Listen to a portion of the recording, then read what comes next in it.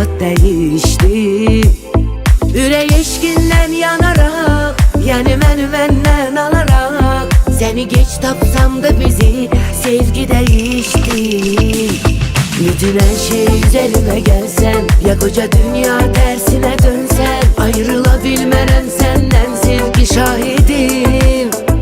Çırpınır yüreğim senle nedensen, ahı ömrümün her şeyi sensen. Sevirem seni bil ki sevgili sahibim.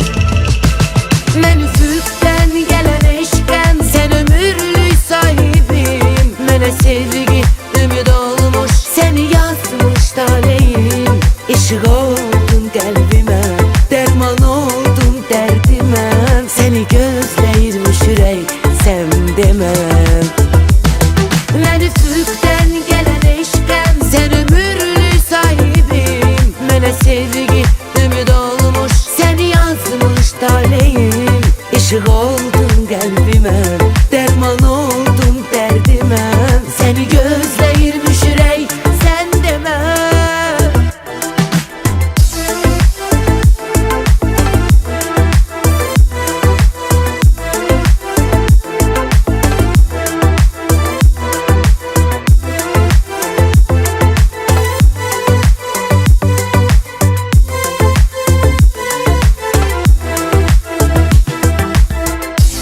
Sen benim gönlüme taçsan, açsa kucak sevgine kaçsam.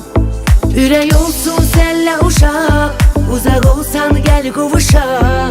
Yalan dünya eşkle dolar, kalbimi açsam. Bütün her şey üzerime gelsen, ya koca dünya tersine dönsen, ayrılabilmem senden sevgi şahidim.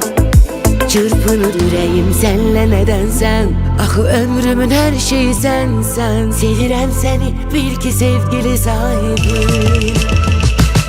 Mən üfüqdən gələn eşqəm, sen ömürlük sahibim. Mənə sevgi ümid olmuş, seni yazmış taleyim. İşıq oldun qəlbimə, dərman oldun dərdimə.